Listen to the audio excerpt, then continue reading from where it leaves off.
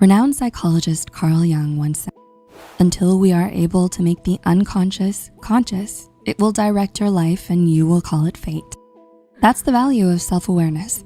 The more aware we become of our own flaws, struggles, and shortcomings, the better we are at adapting, evolving, and flourishing in life. But introspection can be scary because it forces us to confront things about ourselves and our past we may not know how to deal with. But as they always say, the first step to overcoming any problem is to acknowledge it. And the same is true for a lot of emotional baggage we still carry with us today. So if you'd like to take that first step, here are some of the most common types of coping mechanisms and how they relate to certain types of traumatic experiences. There's been a huge decline in mental health around the world, which is why we're so committed to creating more content than we ever have. Thanks for being a part of our journey. Number 1, abuse, exploitation.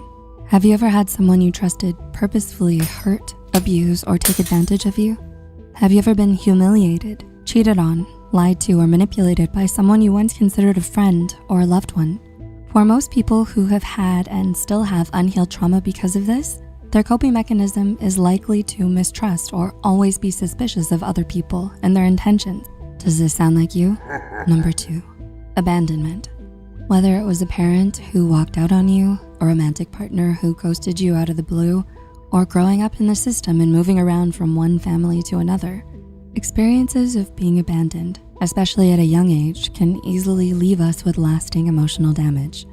They often erode our sense of self-worth and negatively impact our view of others as well.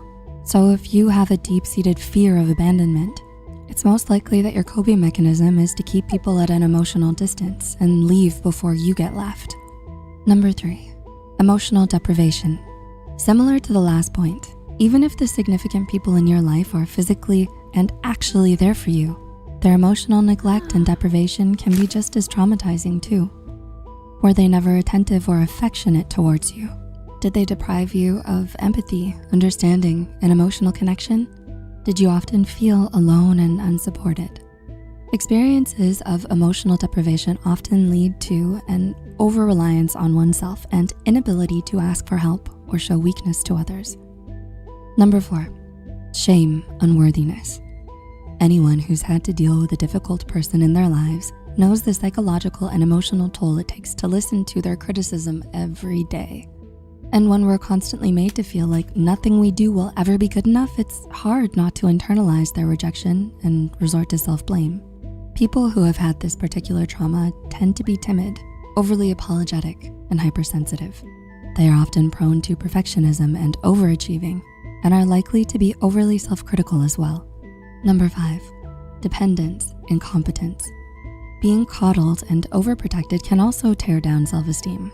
When everyone in your life is acting like you can't ever do anything by yourself and exaggerate how much you need them, it can lead to enmeshment and an underdeveloped sense of self. That's why people who are spoiled and entitled also have very fragile egos. Those who've experienced this are most likely to struggle with a lot of self-doubt, hidden insecurity, and easily fall victim to emotionally codependent relationships.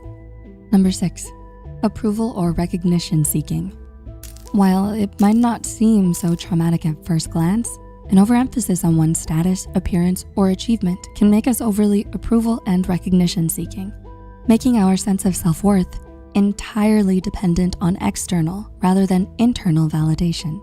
Thus, those with this kind of emotional trauma often end up people pleasers and pushovers, and tend to struggle with a lack of authenticity in their sense of self and unsatisfying relationships. And number 7, emotional inhibition.